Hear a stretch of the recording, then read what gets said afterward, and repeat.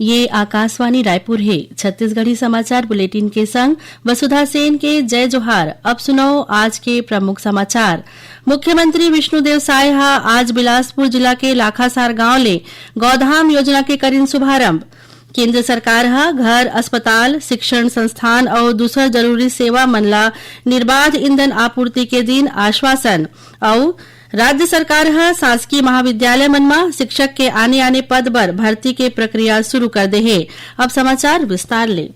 मुख्यमंत्री विष्णुदेव साय आज बिलासपुर जिला के लाखासार गांव ले गौधाम योजना के शुभारंभ करीन। ये मौका में श्री साय कहिन की राज्य डहार ले शुरू करे जात ये योजना के उद्देश्य प्रदेश में बेसहारा पशु मन ला सुरक्षित आश्रय स्थल देना, उखर संरक्षण ला बढ़ावा देना और ग्रामीण अर्थव्यवस्था ला सशक्त बनाना हरय।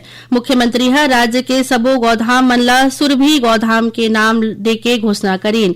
उमन कहिन की गौधाम योजना ला राज्य भर में चरणबद्ध तरीका ले लागू करे जात है। मुख्यमंत्री कहिन की प्रदेश के गौधाम मन में आने प्रकार के प्रशिक्षण कार्यक्रम संचालित करे जाही। एमा हरा चारा उत्पादन और गोबर ला उपयोगी वस्तु तैयार करे के प्रशिक्षण शामिल है।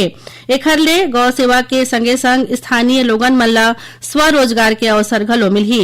ये मौका में केंद्रीय राज्य मंत्री तोखन साहू, कृषि और पशुधन विकास मंत्री रामविचार नेताम, छत्तीसगढ़ के गौ सेवा आयोग के अध्यक्ष विशेषर बटेल और कई जनप्रतिनिधि उपस्थित रहीं। केंद्र सरकार घर, अस्पताल, शिक्षण संस्थान और दूसर जरूरी सेवा मन ला निर्बाध ईंधन आपूर्ति के आश्वासन दे हैं। रिफाइनरी मन में घरेलू एलपीजी उत्पादन में 30% ले ज्यादा के वृद्धि करे गए है। पेट्रोलियम और प्राकृतिक गैस मंत्रालय के संयुक्त सचिव सुजाता शर्मा बताइन की उपभोक्ता मन ला प्राथमिकता के आधार में वितरण बर राज्य सरकार ला व्यावसायिक एलपीजी सिलेंडर उपलब्ध कराए गए है। यदि छत्तीसगढ़ के उप मुख्यमंत्री अरुण साव कहिन कि देश में पेट्रोल गैस के कोई शॉर्टेज नहीं है। उमन कहिन की लोगन मन थोरकुन धीरज राखें और अफवाह ऊपर झन जावें। राज्य सरकार कालाबाजारी ऊपर ठोस कार्रवाई करत है।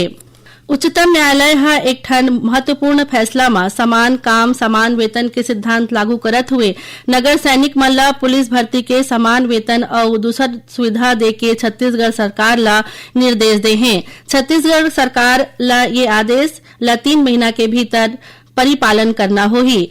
बता दें कि बछर 2022 में बिलासपुर जिला में कार्यरत होमगार्ड छत्तीसगढ़ उच्च न्यायालय में याचिका दायर कर समान काम के एवज में समान वेतन दे के मांग करे रहिस। मामला के सुनवाई के बाद हाईकोर्ट याचिका ला स्वीकार करत हुए राज्य सरकार ला समान काम के बदला समान वेतन दे के निर्देश दे रहीन।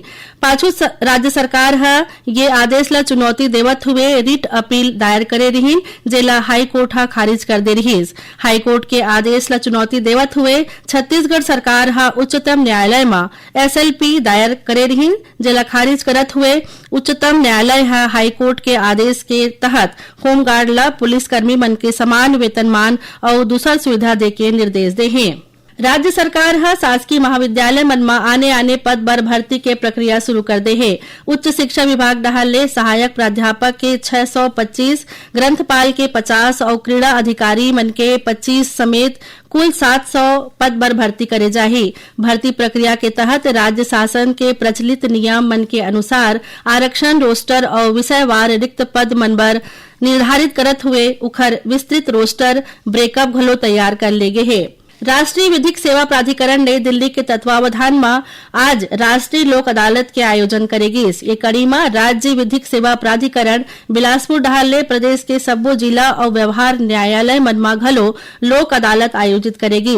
एमा मोटर दुर्घटना दावा ले संबंधित प्रकरण, चेक बाउंस, जल कर, संपत्ति कर, राजस्व संबंधी प्रकरण, ट्रैफिक चालान, भाड़ा नियंत्रण और आबकारी ले संबंधित मामला मन के निराकरण करेगी।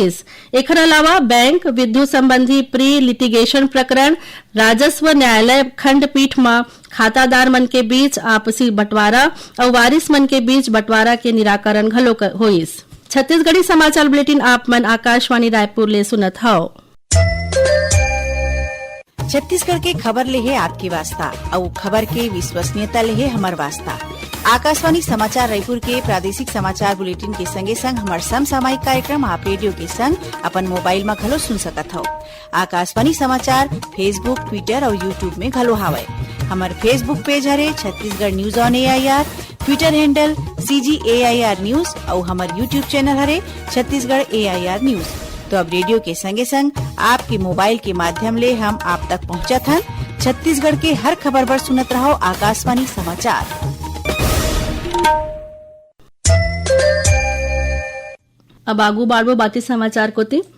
मुख्यमंत्री विष्णुदेव साय आज नवा रायपुर स्थित मुख्यमंत्री निवास कार्यालय ले राजनांदगांव के आने विकास कार्य मन के भूमि पूजन कार्यक्रम में वर्चुअल रूप ले शामिल हुईन। ये अवसर में उमन 226 करोड़ रुपया ले ज्यादा के लागत ले होवैया आने विकास काम मन के भूमि पूजन करीन। कार्यक्रम ला संबोधित करत हुए राजनांदगांव में 2000 सीटर के विशाल अत्याधुनिक ऑडिटोरियम बनाए जाही, जौन ह संस्कार धानी के कला, साहित्य और सांस्कृतिक गतिविधि मन ला नवा मंच प्रदान करही। कार्यक्रम ला संबोधित करत हुए विधानसभा अध्यक्ष डॉक्टर रमन सिंह कहिन कि ये बछर के बजट में राजनांदगांव जिला के समग्र विकास बर 1000 करोड़ रुपया के प्रावधान करे गे हे। छत्तीसगढ़ विधानसभा में काल सर्वसम्मति ले एक ठन अशासकीय संकल्प पारित करे गे हे।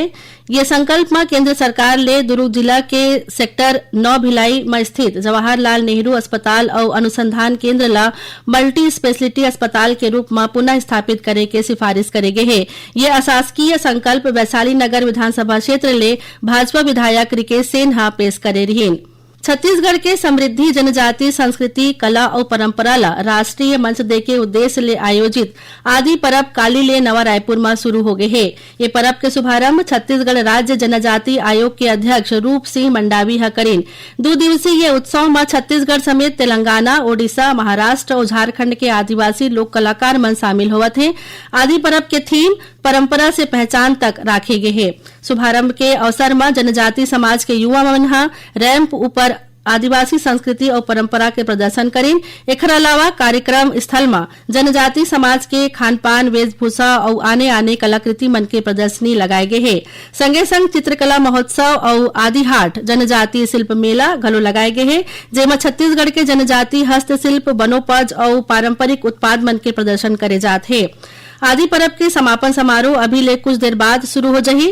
कार्यक्रम में मुख्यमंत्री विष्णुदेव साय मुख्य अतिथि के रूप में शामिल होही। मुख्यमंत्री विष्णुदेव साय काली राजधानी रायपुर में TJSV सहकारी बैंक के रायपुर शाखा के शुभारंभ करीन। ये मौका में श्री साय कहिन कि सहकारी बैंक के नवा शाखा खुले ले प्रदेश के सहकारी गतिविधि मन ला गति मिलही। प्रादेशिक समाचार एकांश आकाशवाणी रायपुर डहाले प्रस्तुत कार्यक्रम जिले की चिट्ठी के प्रसारण काली संध्या 6:05 ले 6:10 तक करे जाही।